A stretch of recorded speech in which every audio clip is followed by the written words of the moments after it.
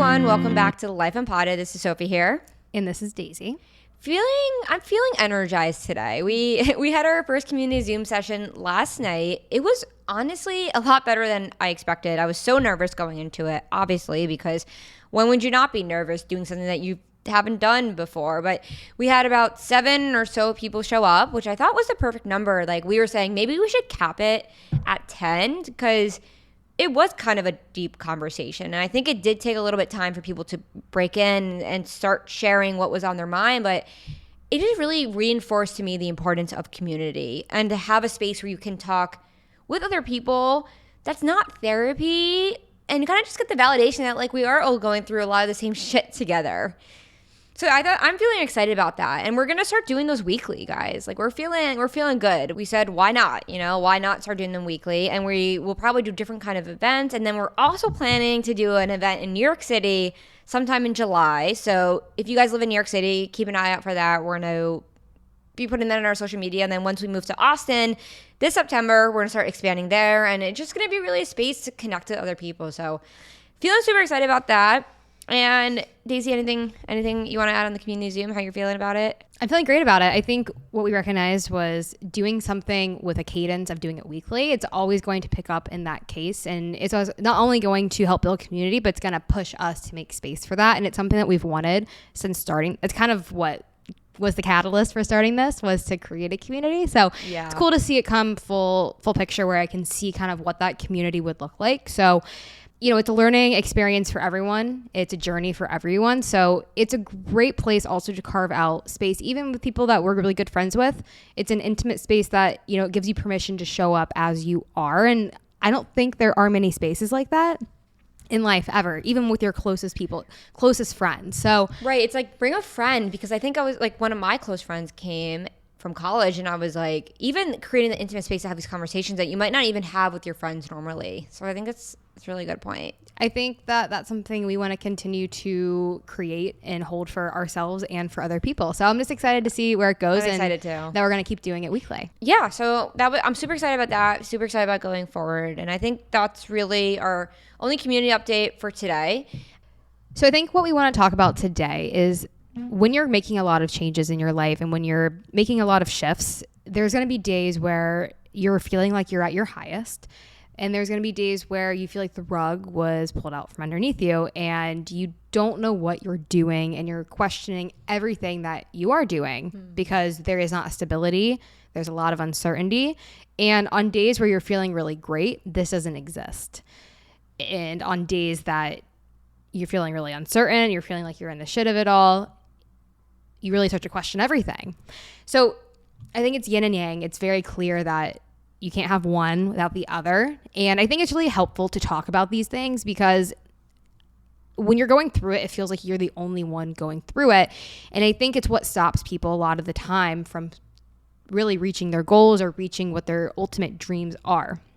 So I've certainly been there. And I think one of the things that is really helpful is finding like-minded community in this instance. So I think what we want to talk about today is just our experience with all the shifts that we've been making in our lives and the importance of people that have came along with us in this journey that have encouraged us and supported us probably when they didn't even realize the impact it had on us to help get us back to having momentum. Because in reality, if you are in this situation where you're trying to make all these changes, but all you do is just sit in your room all day and feel sad and don't ever push yourself to do something that's uncomfortable, you're not going to have that kismet meeting with someone where, you set yourself up to go and meet with them, but you're like, oh, I don't feel good. I don't want to go meet with them. Always pushing yourself to go and just have these experiences are likely going to recharge you. So that is something that I'm just really grateful for. So I want to give back and have this conversation with all of you because I'm sure there are many of you, if any of you, which I'm sure there's some, who have been in, are in, or will be in this situation where you feel like you don't know where your life is going. And that feeling is always temporary. It's like why we can't listen to our thoughts. So I want to ask Sophie some questions because I know she's currently in, one of these phases. And I was the other day and now I'm out of it. So I am in it. So you're in it. So, it's extra hard to do things that you love like podcasting when you're in one of those moods. And I know that because it's a place where you share parts of yourself. And when you don't feel good, it doesn't feel good to share those parts of yourself. So what insight can you bring to this? The insight I can bring to this is... And no pressure, right? If the insight, if you say, I don't have any insight. No, I do. Okay. I do have insights because I think it's just like this journey is painful of questioning and basically throwing your entire life away that you've been living. It's like one day you wake up and you're like, that whole life I just lived for the past 29 years is gone. Like what just happened, right? And it's extremely unsettling. It's extremely, it's like, it's not even, for me, it's not even like the uncertainty, it's like the pain that I am like looking at so much pain right now. Like I'm making that decision that I'm looking at that. And that is really hard, right? Because I think what comes with this change, what comes with this growth, what comes with this spiritual awakening, whatever you want to call it, what comes when you start to make the decision that you're going to shift your life and you're no longer going to live the way that you've been living. It's not like there's a switch, right? Like I think it's easy in the self-care world and the mindful world, whatever spiritual world of like, be present, just be with your thoughts, be with your emotions. And while I think all of that is true, I think what my insight right now is that two things. I think number one, when you're going through all this change, your emotions are going to be more heightened than usual. And you have to approach that with compassion. Like when you start judging it and you start getting like mad at yourself, like, why am I feeling this? Why are all these feelings come up? Why do I feel all these emotions coming up? You're almost losing sight of the fact that you are going through a lot of change. You are going through... Like you lose to compassion? You lose perspective to recognize that you're going through so much and you need to give yourself some credit here. Yeah, you can't have compassion without perspective or acknowledgement. You can't. You absolutely cannot. And I think when we're in the shit of it all, and the shit of it all can be so many different things... You can't see the forest when you're in the trees, right? You can never really see your life reflected back to you the way that it's happening right now. So if I wake up and I have just left my job 2 weeks ago and I'm going through all these things and I'm healing stuff from when I was 15 years old and I'm working through all this pain, I wake up in the morning and what do I experience? Pain, right? If I only look at the pain from a single lens view of I'm experiencing pain, then I'm going to start thinking that this is shitty. My life is shitty. Everything, why am I even going through this? What's the point of even going through this healing journey? Everything sucks. Why am I experiencing these uncomfortable emotions that I don't want to experience? But when I can take a deep breath and zoom out and say, oh, right, I did this 2 years ago when all that shit was happening with my parents. I went through kind of a lot of the similar feelings. And where did that get me to? Insight after insight after insight after insight, realization after realization. And the only reason I got to that point, and I have no idea of like what I'm saying right now, but this is just all coming out, is just like the only reason I ever got to that point of getting on this journey where I am now, a year later, is because when that pain came up, I said, this is temporary. This is temporary. And I think the biggest mistake that we can make is to look at our pain and push it down because it is so uncomfortable without recognizing that this is temporary.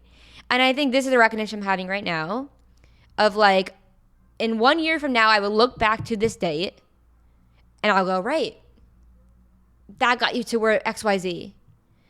There is always wisdom that is to come from these experiences. There is always so much insight to come from these experiences. But if we do not let ourselves sit with the feelings and do not let ourselves recognize, hey, wait, we are going through a lot of change right now.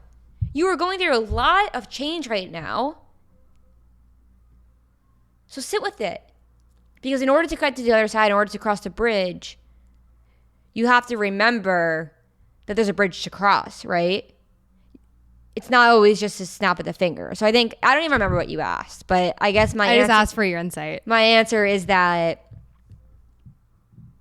it's easy to lose perspective when these powerful emotions surface and can overly consume you to the point where you say, is any of this even worth it anymore? Right. So what I got from that, and I'll succinctly summarize what my takeaway from that was, and I think in my experience, it's been very valuable too, is to recognize that, especially when you're on a journey where you're in this really dark, deep place or you're not feeling good, you can recognize that maybe there was a part of your life where this was your life. This was all that you felt. And now this is a smaller part of your life that you are just experiencing right now because you're having a hard time and it's resurfacing, so it needs attention. It doesn't mean that this has now become your life. Now this is just a moment, an experience, a few days, a week, a month, whatever the time span is.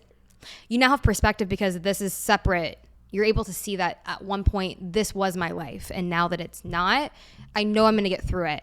Yes, it's still like just so hard, honestly, and really painful, but you're going to come out of it. And I just think with the full spectrum of emotions, in order to feel the highest highs, you have to feel the lowest lows. And I think to remind yourself, I'm feeling the lowest lows right now. And that's scary because it's uncertain and I don't know where it's going to take me, but that's what's going to allow me to feel the highest highs. And that's just how life works. And I don't think we're very comfortable with that as a society because, you know, you walk outside, you see everyone in New York going to their 9-to-5 job and everyone has their coffee at 9 a.m. You saw that sign once, hope your coffee kicks in before your reality does, yeah. Where the expectation is that you're gonna be productive every single day from the hours of 9 to 5 or 9 to 6, 9 to 7, whatever hours you work.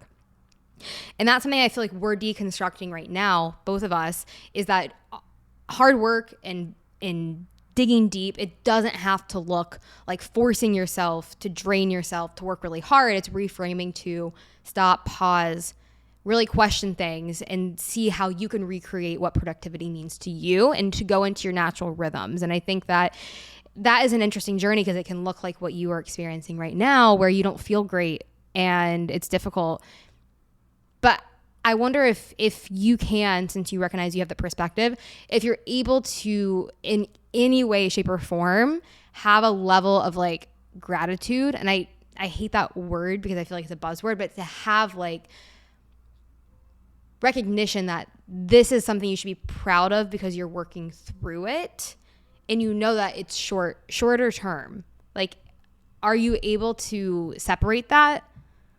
Well, first of all, I feel like I feel better already after saying what I just said because I think that was boiled up in me for like the past whatever. And I had therapy yesterday and that was really helpful. And I actually am doing therapy twice a week with all this change I'm going through. And so I have a few things I just want to say generally. Number one, I think when you're going through a lot of change, you have these moments that come up where you're like, wait a minute, I thought I worked through this already. I thought I worked through all these feelings. Why are they coming up again? And I think that is kind of what I have been experiencing the past few weeks of like everything kind of resurfacing. And I think a lot of doubt comes in because it's almost like, wait, I thought I've healed. I thought I've worked through that. So I think sometimes it is almost like the expectation that when we have grown, when we have worked through these feelings, that they're never going to come back. And I think a lot of the time it is that expectation that kind of ends up screwing us over because we get so frustrated that we have to feel the feelings again. So I think kind of to answer your question of like, yes, I can have the perspective now to recognize that this is a lifelong process, right? Like this is a lifelong process of going through years and years of our lives that have been suppressed, boxed up in the drawer of emotions that we have refused to look at. Yes, we're going to have clarity every now and then. We're going to have these insights and everything is going to go, wow, great. Life is perfect. This makes sense. Okay, this makes sense. Well, I suppressed that my whole life and now I've healed from that. Bam, we're good. I just don't think it's that simple. But I think the thing to recognize here is that that's not necessarily a bad thing. Because I think it's so easy to stigmatize. Like I think back to like when I was telling my mom that I didn't like feel great the other day, and I remember her being like, "I hope you feel better." I was really thinking about that response because I think, and there's nothing wrong with her saying that, but it's so interesting how our inclination is always to tell people, oh, "Feel better." I hope you feel better, and that can lead to, well, I'm going to go distract myself from feeling the feelings. And I think the point I'm trying to make here is that like, it's not always about feeling better because there's wisdom to be found when we feel how we're feeling. So feeling bad isn't a bad thing. Feeling bad is maybe just another opportunity for wisdom and for insight and for processing. So yes, I do recognize the gratitude now. As we're talking about this, I do have gratitude and appreciation for this lull point in my life right now, because otherwise, where would I be? It's not, I think this is exactly what it is. This pain is with me if I look at it or if I don't look at it. So if I'm still working at that job where I'm distracted every single day, and I mean, it's not necessarily a job, right? If I'm still living a life where I'm distracted every day and I'm not really putting in the time and effort to question all my thoughts and emotions, it may seem like I'm happier, but those emotions are so deep in me, implicating the way I act in every single way, implicating the way I react to you, my girlfriend, the way I react to my parents, the way I react to the person I'm buying coffee from down the street. These emotions flood our entire experience of reality, and we have the decision of whether we're going to look at them and sit with that entirely discomfort and sit with the uncomfortability that comes with it, or we're going to package them again, put them in the box of I don't want to look at this again, I don't want to look at these feelings, and put them deep, deep, deep down, thinking, oh, that feels great, I'm free. But it's like, no, they're never gone. I know I'm rambling, but I think I just think I'm having a lot of clarity right now. Yeah, that's great. There's something interesting that I thought of, and I think claustrophobia just came to mind specifically because I'll come back to that point. But what you're saying right now, like these feelings will be with me whether I examine them or if I don't. It kind of makes me think of, and we're in New York, so there's plenty of tunnels and there's plenty of bridges. It makes me think of the option, like you can take the bridge where you're in the air, you're outside. It's totally, for the most part, like you're not stuck anywhere. You're not stuck in yourself. There's some sort of freedom to cross, to get over to the next place. And there's also going to be the tunnel, which is, it's dark, it's closed off. There's an entrance and there's an exit. And the main point is that there is the exit. So I think that's kind of a metaphor for choosing how you want to live life. And not even live life, but the experience that you're going to now, I'd say right now you're choosing the tunnel. You're going through this and there's a way out, and it's a limited time. You know how long you're going to be in there. So I think knowing that there is a way out, you've gone through something like this before, so something similar of depth, so you know that there is an exit and that there is light at the end of the tunnel. And I think what's so great about that is it almost feels it's like more controlled. When you're going through it for the second time, you know that there's an exit. And it's not as scary because you know that you can pull yourself out of this because you have before. And what I want to say about claustrophobia is or anxiety, I think that relates back to a tunnel. And I think that I can relate to like having fear of being closed in places. And I'm not a psychiatrist or a psychologist, so I actually have no fact. This is merely based off my own opinion or just my own questioning my feelings around it. Because I'm someone who does get scared in small places, or I have had anxiety in the past. But I think for me, those things have stemmed from not being able to examine like kind of what you're going through now. Like I have examined it, but I think there's times where I'm not able to. And when you're not able to look at it, it's going to like bubble up. It's going to come out of you, and that's going to manifest in ways of like claustrophobia or anxiety or like being on the plane and not being able to get off and like those kinds of things. So just on kind of showing the ulterior option of the reality is for you, maybe if you don't examine these things, and that obviously how it bubbles up looks different for everyone. But I wanted to share that because there is a price you pay, if you don't look at it. And I think it's normalized because it is so scary, and it's scary to do it alone too. So, I mean, that's why we talk about this, because we know how scary it is. Yeah. And I think that's also why we had the community Zoom. And I really like what you just said, because it brought up something we were talking about on the Zoom last night of when we almost like we really do start to build a toolbox. We really do start to build this trust in ourselves to know that when we are going inward and we are, doing all this work, that you could do it again. And I think it's so easy to forget. I think it's so easy. We talk about this a lot, that whether this is in regard to you getting up and podcasting, or whether this is in regard to you literally like looking at your trauma or doing something you're scared of, when you're able to have that hindsight and think back to an experience that you have done that and you have been okay. That's the key. That's the clarity though, right? Because I think that clarity gives you the insight to know that I'm the same person who did that. I can get through this again. And I think it's almost like we lose insight into our capabilities. We lose insight into understanding of what we're capable of going through, our resilience, our strength, our ability to move on. That's why if you don't put yourself into the unknown or the abyss, you don't know how you're going to react. So I think that's the biggest mistake we can make in this life, is to not walk the tightrope, to not walk into the unexpected. And a lot of the times that's not even external. It starts with being internal, and that can be the scariest thing. Like, I recognize, like, it can feel like you're dying at times. Like, it can feel so painful, but it's so liberating when you look at that, because once you look at it, you are free. I mean, like, the truth sets you free, man. It does. And the truth is not some false reality you've created in your brain. The truth is looking at it and recognizing maybe this isn't a truth, right? Yeah. So, and it's not linear. God, it's not linear. It's never linear. And there's times where you're like, right now, I can't do that. And that's okay. But I think when the pain bubbles up to be so large is when you're like, I can't avoid this anymore. And sometimes that's where you go. That's how you get through. I really like what you said about, like, you have to make the decision to walk the tightrope, because I think you have to let go. Resistance. Right, but it's not only that, it's also the fact that, like, of course, if you're standing like out on top of a mountain or top of a whatever, and you have the tightrope going across the mountain. Wait, where do you do a tightrope? A mountain?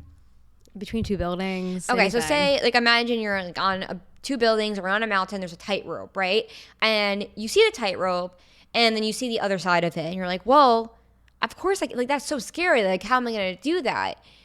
I think when we measure our, I think this is the recognition.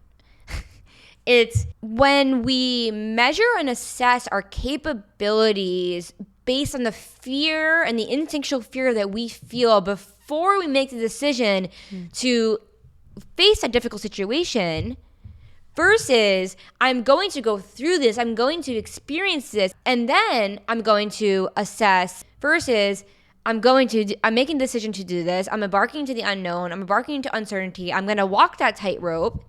And while I'm walking the tightrope and I'm feeling kind of wiggly, I'm not going to sit there and assess, oh, wow, I can't do this. I don't know what I'm doing. I'm messing up. Because if you do that, likely you're probably going to fall off, right? You're going to keep your focus. You're going to keep going because you're going to recognize you're still walking on the tightrope. So it's not until you get to the other building or you get to the other mountain, when you have actually walked through that, at that point that you can say, wow, I did it. And I really hope that point is clear.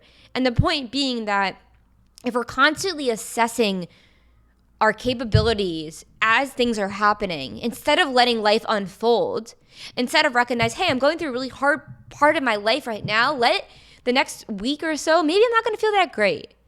Instead of saying, well, that means I'm failing. That means that I'm actually not fit. I'm not fit for this life. I can't endure this. What if you waited until a week later or 2 weeks later and said, it's not, and then at that point, you were able to have hindsight?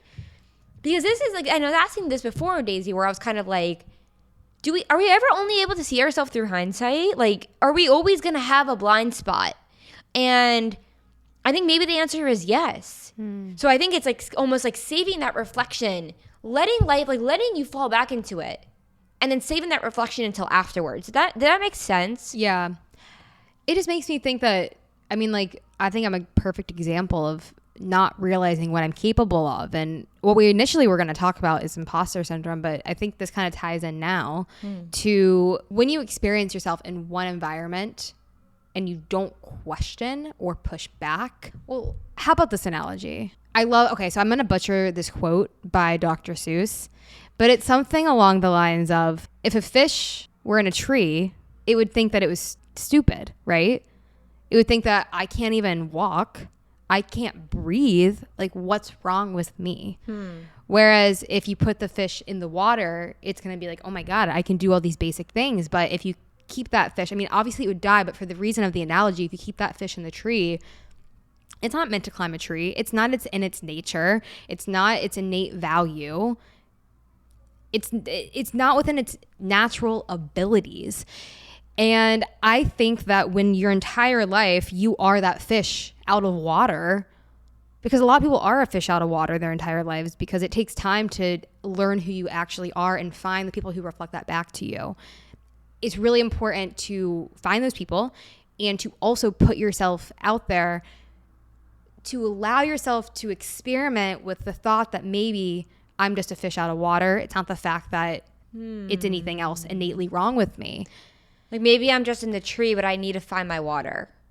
Exactly. Right. I get that. Exactly. Because everyone has their water. Every single person does. But some people have more difficulty finding that because they're further away from the water. They're in a desert maybe, you know? So I know for a fact there's no such thing as like one person is smarter than another, because there's infinite types of intelligence. Like, I think that maybe in America, like, we're obsessed with this idea of like Albert Einstein having this like incredible IQ. But it's like he actually wasn't deemed very valued by society. Like, he couldn't get through school. Like, when he was a young kid, he was literally the definition of a fish out of water. So I just find it interesting that we try to put everyone into one box of intelligence. Or can you tell that my insecurity growing up was that I was just stupid? I always use this example. But no one's smarter than anyone else.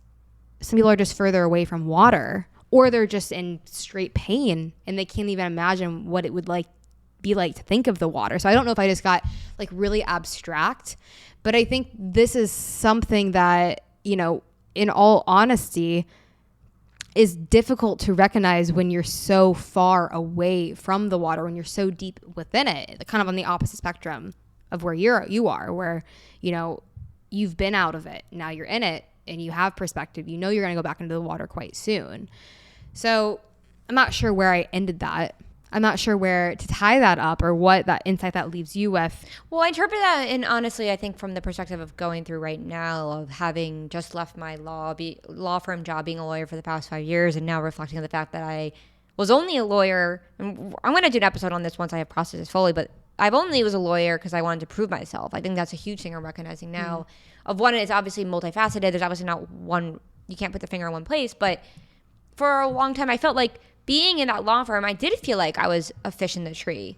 And I felt like for a long time, I was like, oh, like, I feel so stressed. I hate this. I just like, am I late? I kept asking myself, am I lazy?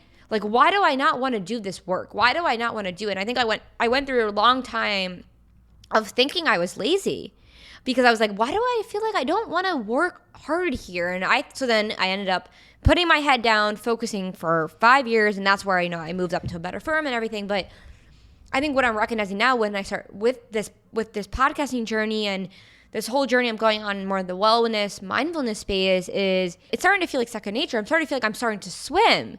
And if I was to assess my capabilities based on when I was in this life that was not aligned to me, I would have created this narrative, or continuing to create this narrative of being this person who didn't really want to work hard or really didn't care about life. And I think sometimes when we're in the wrong environment, when we're not doing what we really want to do in life, it almost stunts us from recognizing, it does stunt us from recognizing our true potential.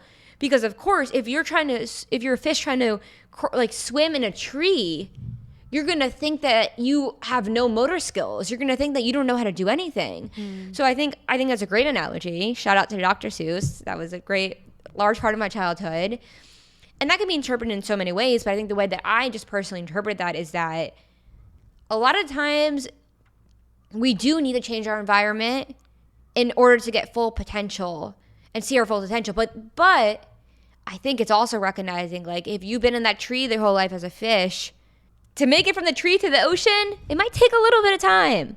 It might take you a little bit to, how do I get there? How am I going to find the ocean? How am I going to get back? Who's going to, vision this fish? Who's going to come pick me up and bring me there? Am I going to have to walk there? And I think, so it's like, just when you're on the journey of trying to find your ocean, don't get discouraged if you feel like you're still struggling. Because I really do believe that while I'm saying pain is part of life, and while I am saying all these things, I think there is a point, and I feel this with the podcast, I really do believe you do reach a point where you do feel more aligned. And I think with that alignment, it's almost like, wow, I am so much more capable than I thought I was. But because I was doing the wrong thing my whole life, I could never see that. I never could see myself the way that I'm now see myself. Does that make sense? That makes perfect sense. Because you have to change something. You have to put on new glasses in order to like believe it and understand it. And I think when you're a kid, like there's like mentors, there's all these different people that they try to cultivate, you know, a positive version of who you are. I think of like the importance of like having different people in your life, you know, to help you see you in different ways. Because that's where it's cultivated, is like when you were a kid. So while you were saying, I just thought of something like while you said, you know, the part of life is pain and suffering, I think we talk about that a lot. So I think it's really important to also say like the point in that is because life is also meant to be full of love and full of life and full of excitement. But the reality is that can't be all the time. Like you have to go through the difficult things in order to experience those high highs. So I just find it really interesting that when you allow yourself to just let go and free flow into the right thing, that's where you might surprise yourself. And I think where people get caught up is like trying to force something to happen. Like when you were a lawyer, you were trying to force it so hard. Yeah. And you're like, why am I not getting what I want? Like, what's wrong with me? Why is this not working? Or like when I graduated school and I went to like an advertising agency, I was like, why am I the biggest idiot at this at this agency? Like, why do I suck so much? And I had so much built up where I was like just trying to like succeed. I was needed to be on top. I needed to get promoted. I needed to do this. And I was the furthest person from that. And I just think it goes back to you're trying to force a circle into a square. It's just, it shouldn't be that hard, I don't think, for things that light you up. And not to say that it's going to be a piece of cake, but it shouldn't feel forced, I don't think. And I think I'm over the whole fucking, I'm over it. I'm over the whole idea in society where people are like, you know, not everyone has a purpose, or not everyone has passion. And purpose and passion are things that we dive deep on this podcast. And while the answer is one that is not clear, I think if there's anything, I'm recognizing that we all have, there is more to life for every single person in this world. I'm not unique, right? I mean, I am unique in the sense that in whatever ways, like, but this experience of alignment that I'm having with this podcast, maybe it's not the podcast for other people, but I think it's just exactly what you're saying. Like, you can't fit a square into a circle. So when you are thrown into a world that expects everybody to be a circle or to be a square, and that is so perpetuated by the education system, it's like the after school YouTube video where they're doing the Alan Watts voiceover, and they just show it's like that conveyor belt of kids going through school to get a diploma, to do this, to go work at these jobs. And it's like, where is the room for to be unique, and where is the room to really express who you are?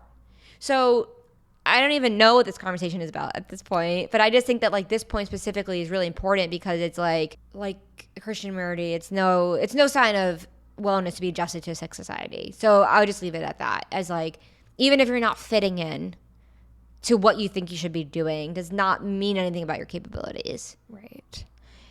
Exactly. It does not. And I guess I just want to make a caveat too. It's like, you know, for some people it is like so much more complicated. Like some people are forced to have obligations where they are responsible for a certain expectation to like take care of someone, you know. Yeah, definitely. Where they don't necessarily have the freedom to just say, I'm going to take this huge risk, because there are a lot more things at play than maybe for other people. And I think that, you know, it doesn't have to be, I feel like this large, it doesn't have to be like this huge shift. It's not all or nothing. I think everything starts in small pieces of even just having the recognition that, you know, I might not be doing my best, or, you know, expecting certain expectations from this, because I know it's not what I'm meant to be doing, even if it's something I have to be doing right now.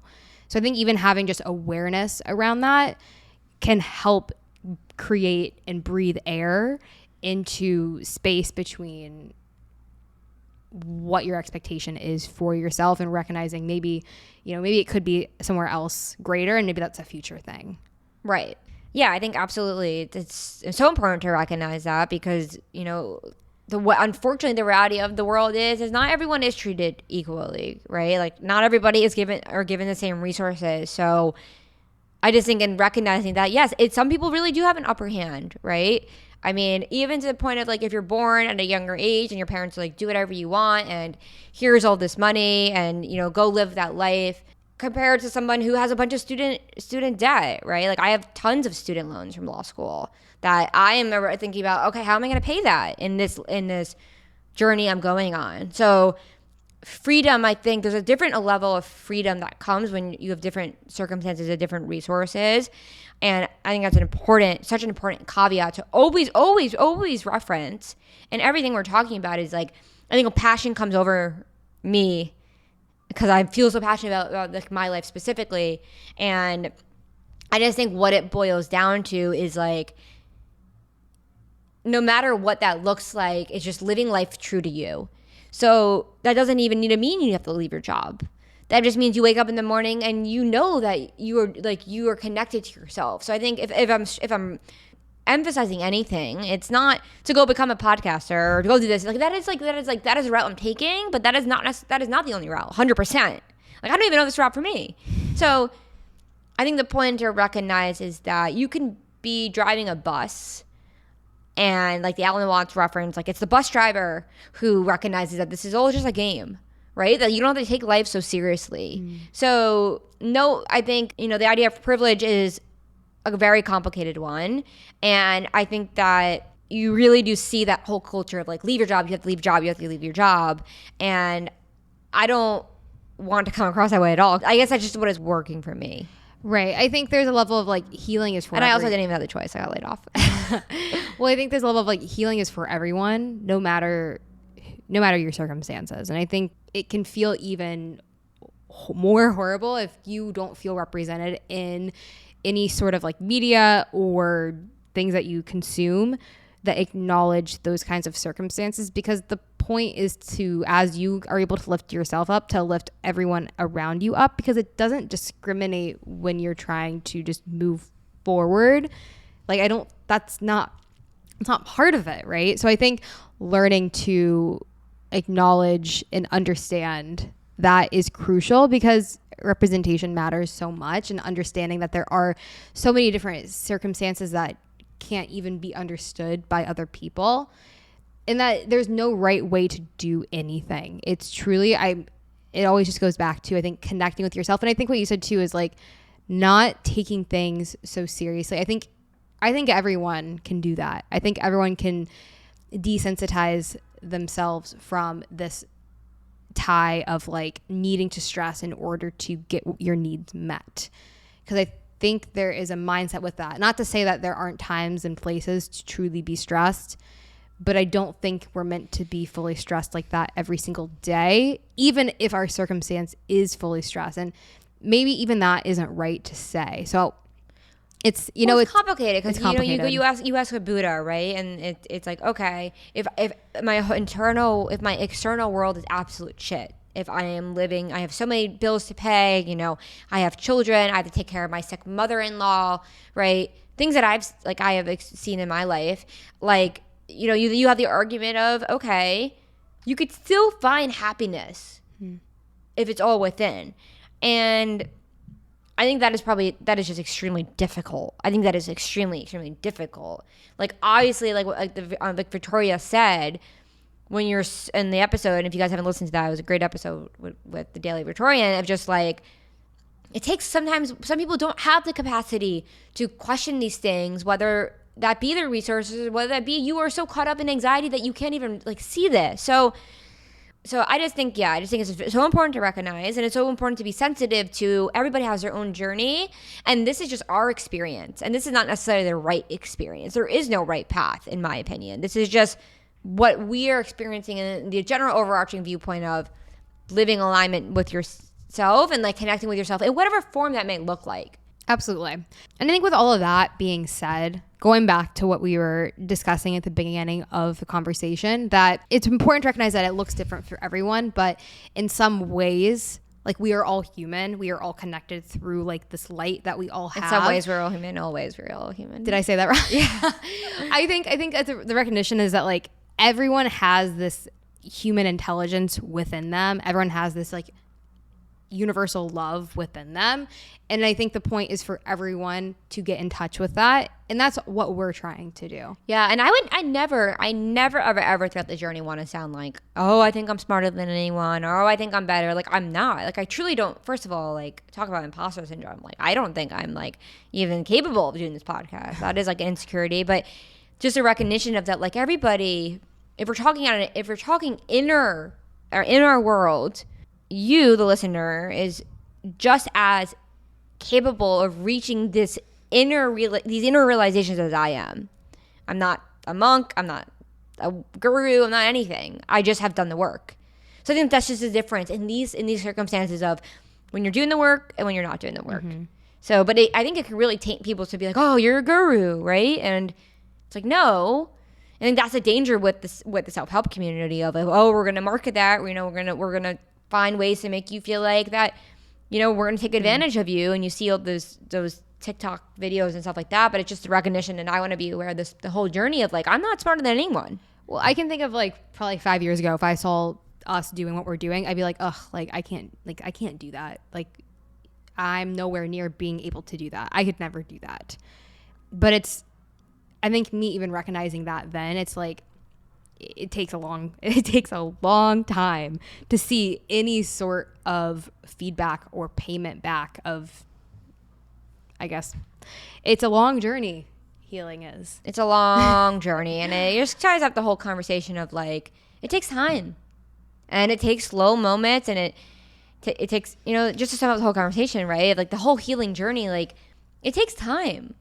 I can't tell you if this is going to be a lifelong thing. I can't tell you that in 20 years, am I still going to be uncovering new feelings that I'm suppressing right now. I think one of the biggest things I'm scared about is like, am I going to have to heal from what I'm doing now at some point? I mean, probably. So I think just the point, I guess what I've taken away from this conversation is that, just give yourself compassion, because it's really hard to see yourself. It's really hard to see what you're going through and how that implicates your life overall. It's really hard to see that even when even when things feel so hard, even when you feel like there is absolutely no way that any of this could be working in your favor, I think a lot of the times we will be surprised that life has a weird way of working out, and life is happening, I think, a lot of the times perfectly. And it goes back to the whole, the classic farmer. No, there's no such thing as good or bad, or, it just is. And I think that proves true in a lot of realities of, while there are so many caveats to that, in the general sense of, we cannot always see the wisdom of what we're going through as it's happening. Yeah. And because we cannot always see that, we have to give the emotions time to process. We have to give ourselves time to go through change without judging it and without making these giant assumptions that this is bad, I'm going to give up, and I'm going to get off the tightrope, and I'm going to go back. Because if we don't give our chance the opportunity to keep walking, will we ever really have known our capabilities? And there's just so much that happens in our subconscious, like what you're saying. As it's happening, we're so unaware of it. And that's why I think a podcast like this could be helpful if you're listening, is like, you're like, maybe I don't know what they're talking about, but something about that is in igniting something in my subconscious that's helping me process, even if I'm not fully aware of it. And I think that is how I see and how I hope part of this podcast is received, because everyone is going through their own journey. And I think hearing others speak on the realities of it can be validating, which can help you recognize things that you're not consciously aware of. Totally. I mean, I'm going to do a whole episode about everything I'm recognizing from like my teenage years, and that's been stored in my subconscious mind. So if anything, we hope this podcast helps thoughts arise from your subconscious to help you rise into the conscious so that they merge. And then I think it was like the untethered soul. He was like, well, once you free everything from the psyche, it's no longer subconscious, because everything just is the conscious, because everything has risen. But I don't know. I'm not, whatever. But I think that's it. I got lost in the conversation. I feel a lot more energized than I did when we started. So thanks, Daisy, for pushing me originally. Anytime. And yeah, so as always, guys, please rate, review, comment, follow us on Instagram. Your support really helps us during this time of we're trying to grow this podcast. We're trying to make this our full thing, because we want to help you guys, and we want to help the world, as cheesy as that might sound. So thanks for listening. That was a loud sound in your ear. And we'll talk to you guys next week. Thanks for tuning in. We'll talk to you next week.